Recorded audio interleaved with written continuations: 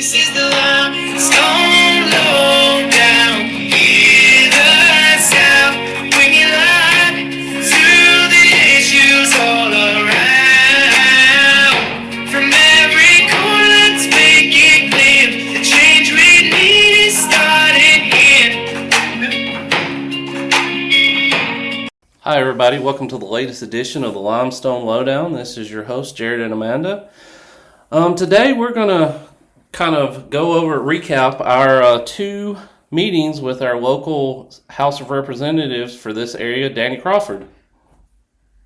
Yeah, so when this started in August of 2024, we went in front of City Council. We talked to Dale Strong's office.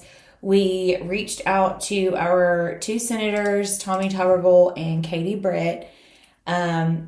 And y'all know how whenever you go to send an email to somebody, it basically, you don't get an email address, you get the thing with put your name, address, and stuff in there. And we didn't get even an automated response from Katie Britt's office. We did get a couple from Tommy Tuberville's office. And so then we just kind of started going down the line and we're like, you know what, let's reach out to Danny Crawford. Prior to our meeting, we had already done some, I don't want even to call it research, just digging. I mean, Athens is not that big. And figured out he was affiliated with, I think his wife or something owns one of the businesses on the square, which is Crawford's. It's a great place. I buy my kids' teachers gifts from there. But he's born and raised here, from here. So we kind of knew how the meeting was going to go, but we really just wanted it more on the record that we tried to share our story, tried to share our concerns. And it went about as we expected it to. We assumed as soon as we left, he made a phone call to the mayor or to the city council to let them know. So we met with him in August, and the question was about, the Haitians and from a state perspective, because in August, it had still been kind of up in the air, wasn't it? It was right. And so we hadn't even, this is before it had gotten to Sylacauga, because, Sylacauga had a councilman that made it to Fox News. So this was before even then. This was, Albertville had been in the news about them, had kind of the same situation that we had. But there wasn't really wasn't anything else. And so we asked him, from a state perspective, what can you do? And he kind of looked like a deer in headlights. I don't know what you want me to do. It's we live in this community of 30,000. There's been over 1,000 migrants, part of this Biden parole program, that are dropped off in this sleepy little town of Athens. And why does none of our elected officials have really seem of any concern? The mayor said that they were just as concerned, but wasn't doing anything really. Their actions really suggested that was not the case. And their attitude. And then them not knowing anything. Right, several citizens. This is several weeks into this, and just the lack of concern, the lack of knowledge. It's almost we can't do anything about it. Right. Really? I just don't believe that. And it wasn't even that we wanted them to do something. We just wanted to know that at a state level that our government was doing something, because this was all over the news. This was before the election. Springfield, Ohio, New York, Chicago, you would see videos all over the national news about these towns being taken over. And then, the Lake and Riley, the stuff in Georgia. You see all of these things and you're like, oh my gosh, is that going to happen here? So we were just asking Danny Crawford, and then we're like, do you not see that, when you look at these houses that they're in and they're associated with one sitting city councilman, does it not make you question him? And he said no. And he said, no, I don't see him. There's no conflict of interest here, him owning that, anything. He can't discriminate to who he rents to. And again, I think he missed the point. We're not saying he's discriminating. We're saying he's targeting a certain clientele. There's a complete difference Well, it was easier for them to frame us as racist or that we had a problem with their skin color, and we don't. The fact that they are here and then you start seeing that they are being bussed over an hour and someone's bussing them. It's like, this is like modern day slavery. You bring them here, you tell them where they're going to work, when they're going to work, and we'll tell you what time to pick you up and bring you home. So then we get almost all your salary to pay for your housing, and you're left with very little to subside on, because all the folks we've talked to, none of them are getting any of these lavish benefits that you see all over the news. So when we say they're like washing clothes in a bucket in their living room, that's exactly what's happening. So and when we first met Danny Crawford, we didn't know a lot of what we know now and the depths of it and the severity of it. This was a very surface level knowledge base that we had at the time, but the way that it appeared was that it was like modern day slavery, and then it links back to our sitting city councilman as to why Athens. That was the whole premise as to anything that we started. Why are they here? It makes no sense for you to live over an hour from where you are working, and then someone's having to pay for these buses to bus them around the clock. That's not cheap. And then, again, later on, I ended up talking to the immigration office. They didn't put them here. So it all goes back to, how did they end up in these houses? Who contacted someone here in Athens and says, hey, I've got 1,500 Haitians that are coming. Do you have a place for them? Because again, we'll have him on a show later, but there's a man and Jared will talk about him at the next meeting with Danny Crawford, but he knows this community, and he was like, there are people that were evicted months before in these houses so that they could prepare for this influx. So it still aligns with the fact that Chris Seibert knew that they were coming. He has somehow infiltrated this with someone. Do I think that some of them have also, there's been ones that have linked to Florida and Indiana. Do I think that once they get here and they're like, oh, Athens is a pretty sweet place, and then they make a phone call and they end up here? Sure. That could be what happens. And that, that's where we don't even know the real numbers of them, because the mass drop-offs in the middle of the night, they're not happening as much now. I think that only happened like over the summer from like May to September. Or if it is, they've been a lot more strategic about it now. It's not in your face, dropping them in front of Walmart by hundreds anymore. With the big buses, the Greyhound buses. Exactly. They switched to the smaller 16 passenger white vans that, they fit in a little bit better than a big, large bus. But I think you need to, so the meeting with Mr. Crawford went exactly how you were saying, but the big aha or whatever, talk about the school, the kids and the money for the kids and the phone call. Right. So those were the two things that we wanted to talk about, was the schools. We live in Athens City. We have a great school system that's here.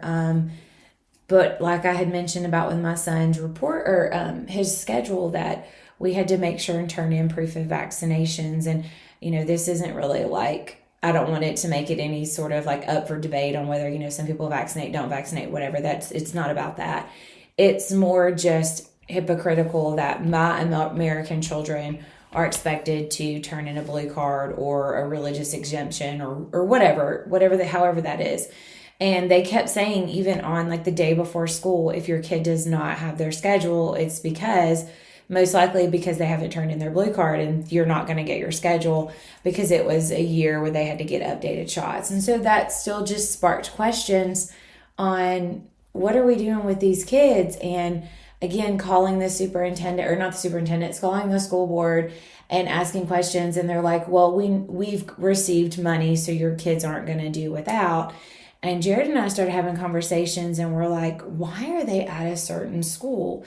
And we're like, oh, that school is the only one that's not been updated. So they're segregating them to this one school. And we just point blank asked Danny Crawford, or more likely, just we made a statement. We didn't ask because we already knew the answer. We're like, these kids are put at this elementary school because they are worth more money, because they do not speak English, and they are segregated at one elementary school because they are wanting the money and the funding to get a new school because they're worth more. And he said no. He said no, that's not true. And we went back and forth, and right in front of us, he made a phone call. It was not on speakerphone, but the volume was up very loudly. Jared and I both heard it. And the person, whoever it was he talked to, I have no idea who it was, said, so you need, because he said that I've got some constituents that had some questions about the school system, and they ask about funding and things like that. And can you just give me a clarification? I'm about to go into a meeting with them. And the guy was like, so I would do my very best to make sure you steer clear of any sort of education funding questions. Just steer clear from it. But yes, you do get more funding for non-English speaking kids. And I can't remember, but it was like even at a federal level, you get like a lump sum for a percentage. So if you're over a certain percentage, you get more money versus if you're under a certain percentage of English and non-English speaking children. The state of Alabama, you get money per child, and that it's like a week in September that or a month or 3 weeks in September where it's calculated for like the next school year. We still didn't get clarification on like that they had received money. The only thing I can go on is that one of the people at the school board had said that they had already received money, which insinuated that they were there, but schooling is paid for in arrears. But it was confirmed what we already knew. But again, the person was like, don't have those conversations. So anyways, we didn't leave there with any sort of new monumental information. It was more just confirmation. And we did ask him if he had ever rode around in North Athens and had seen some of these houses, and he didn't act like it was an issue. And of course, he lives in Lindsay Lane area. He lives over in the Lindsay Lane area, which is a very nice area. But you would never end up in North Athens unless you actually lived there. And so he just like the rest of them, he comes across as arrogant, snide. No concern. But at least he chose to meet with us in person. And I'm guessing because he is a state rep, he needs to. But, he did finally respond to our emails. He did do a follow-up email. It was just like a one sentence about the people from out of state. The people from Haiti the people from out of state are doing this. Still didn't answer the big question. But he was, I respect that he even chose to meet with us because that's more than what other ones would do. But speaking of North Athens and him not going to see it, so fast forward from August to January, we're recording it. Jared and Mark Wilson, which we hope to have him on an episode here soon, ran into him at the library meeting January 6th, and Mark asked for him to go out so he could show him some of these houses, and him and Jerry did that. So he actually did go out and see this place. So now on January 7th, this is going to talk about the ride-along with Mr. Crawford and Mr. Wilson. So he kind of started off with saying the houses weren't that bad, and that he grew up poor, and that's how his houses look like. And it kind of made the point. How old are you? You're late 60s, early 70s? He's mid-70s. So that means that, yes, you're in fact right. You may have grown up in a house like this, but that's a 7-year-old house that hasn't barely had anything done to it. So, yes, you may have grown up poor, but I assure you, your house probably had more insulation and was in better quality than any of these. So that's kind of how he started with, they're really not that bad. We went to the house on Wheeler Street first, and I said, well, that's the one that he was getting $2,200 a month for. And I said, it's rented by the room, $800, and $600 to Haitians and a white lady and her boyfriend. And I said, this is also the house that had raw sewage coming up in the back, a non-working shower. There was and that. they're all, yeah, like, so each room, so just to paint a picture for you, and I want to clarify, they didn't go in this house. I just want to make that on the record so no one can say that we've been on their property recently. They drove by and were explaining it. But this house was, they don't have a key to get in. It is 3 bedroom, 1 bath. A Haitian mom has 3 school-age children in 1 room. A Haitian man had a room, and then a American couple had another room. And there is 1 shared bathroom between all 3 of them. And in total, 1 room was $800, another room was $800, and then another room was $600. And then all 7 of these people, or 4, 5, 6, 7, 8, all 8 of these people are to share this 1 bathroom. And like Jared had mentioned, the shower did not work. There was a bucket on the floor, literally, and they told us, they're like, we use this bucket to shower. There was also like spray foam insulation around the 1 heater that actually worked. My understanding is there was only heat source in the whole house. There were no smoke detectors. Just a lot of different. You could see the outside. There was the gap between the door and the frame. Oh yeah, you could stick your hand between the door frame and the door. Just a lot of electrical, fire hazard stuff. Yes, correct. And then it hadn't rained in weeks there, and there was raw sewage in the yard. We reported that to the Limestone County DHR. They assured us that the landlord had received a letter. But since then, he has evicted those people. And so that house is empty now. We'll get more into that later. But yes, this he ended up, instead of cut the power off, cut the water off, and told them to get out. So back to the ride along. What did he say about that house? What did Danny Crawford say about that house? Well, nothing really. He didn't care? Not the least bit, did he? There was no. Mm-mm. So we were going back down Jefferson Street, and we came to that white building that Mark said used to be a workshop or whatever. But Danny Crawford did say that needed to be torn down. Which house? Which building? It's that one. It's on Jefferson. But it's right beside 4th Avenue. I don't think I know which one that is. It's on Jefferson Street, right on 4th Avenue.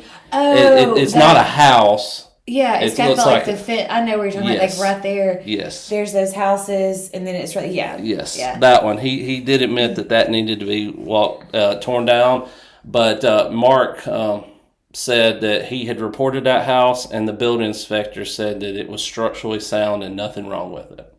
So you can take that for what you want. Let's see. Then we started going down 7th Avenue and met our friend, what was his name? I can't remember his name, and I guess I didn't write it down.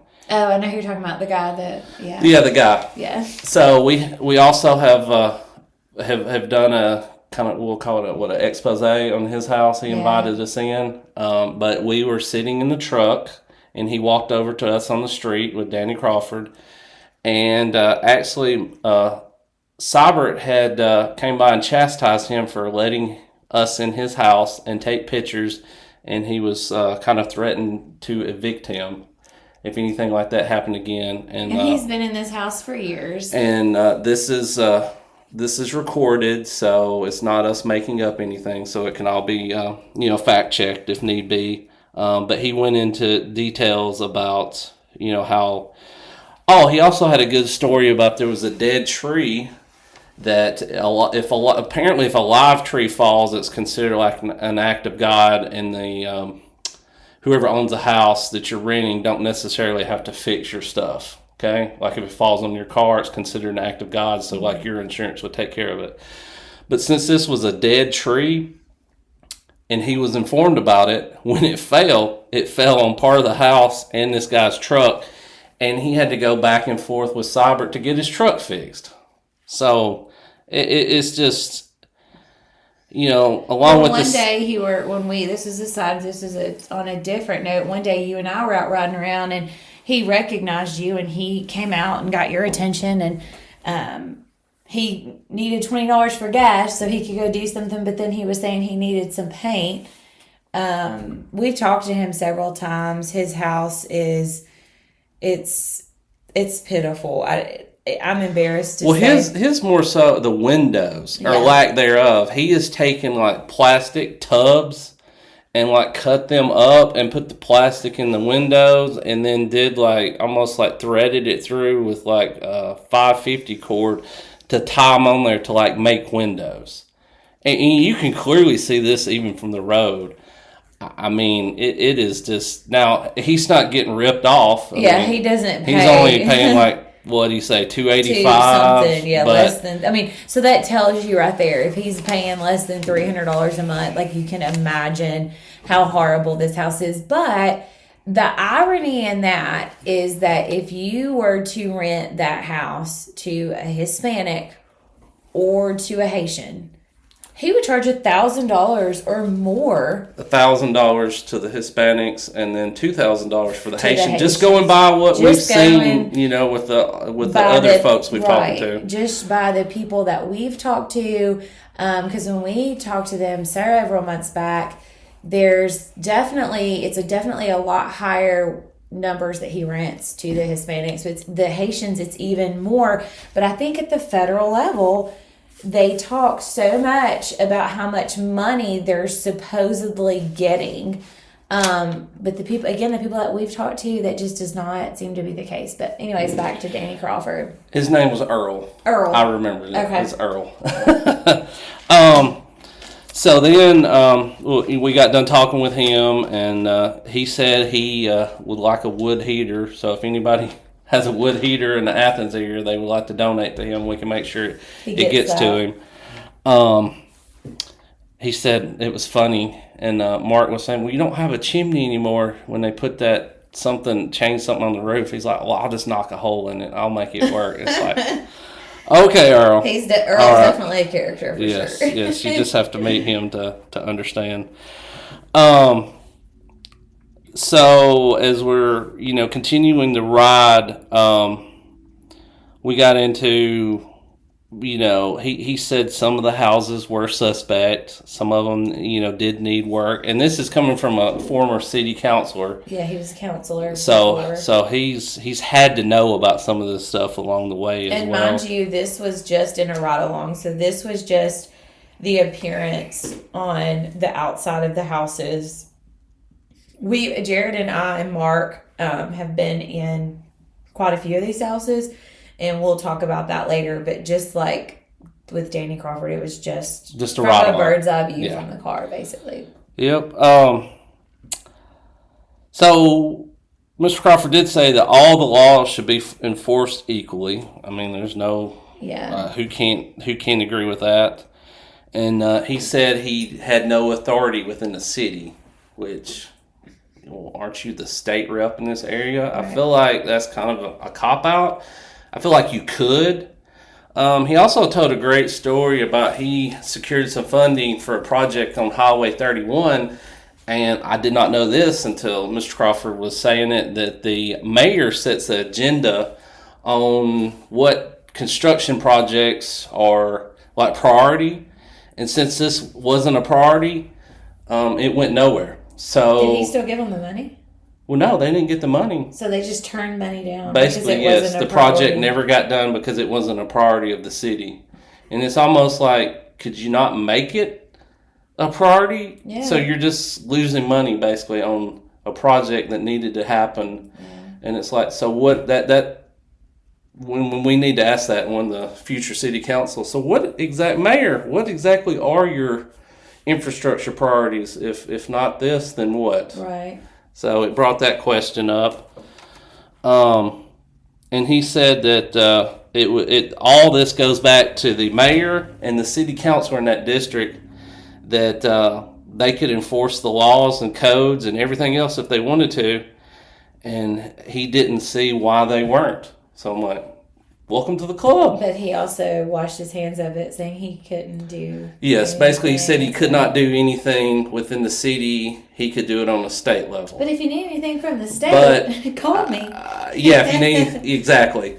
Which, I don't know how other people would have thought, but that immediately, well, you know what? If I spent my time, energy, and effort to have this project to help my city and my district, and then you've got something better to do and you miss out on it, I'm at least going to call a press conference and call you out about it. Something. Well, speaking of it, when you were saying that, it just dawned on me that I've seen him give money to the school. I saw him give like a $50,000 check to the Athens City Schools.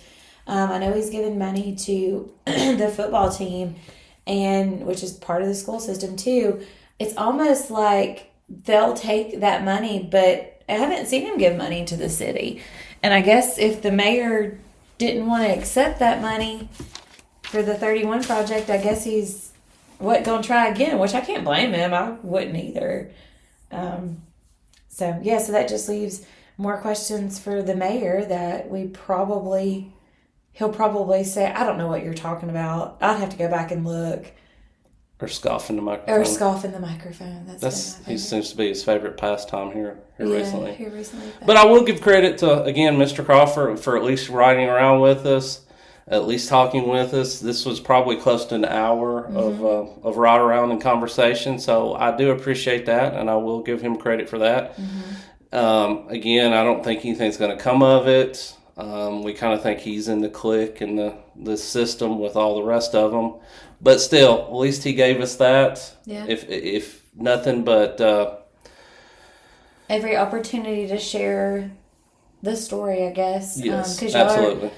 Y'all are also, you and Mark, so we'll do another episode with it as well.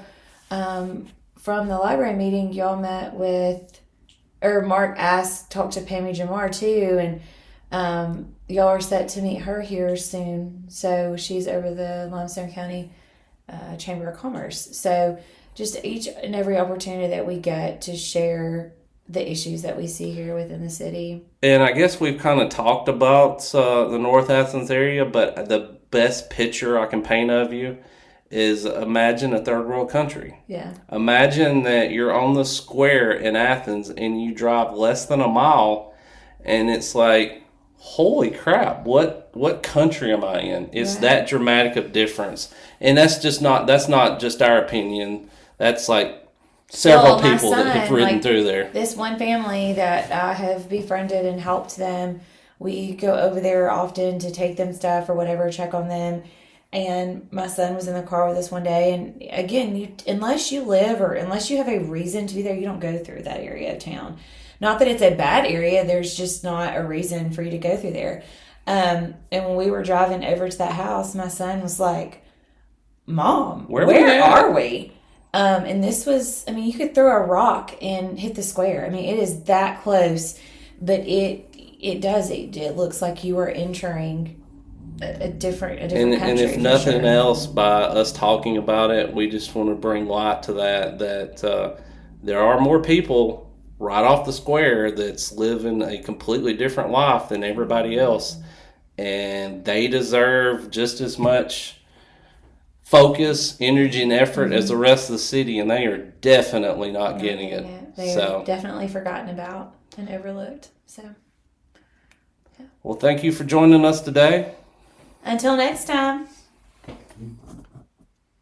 And that's a wrap for this episode of the Limestone Lowdown, where we break down the issues, keep you informed, and give you facts straight from the source. Remember, your voice matters. Your vote counts, and your community thrives when we stay engaged. Stay tuned, stay informed, and stay involved.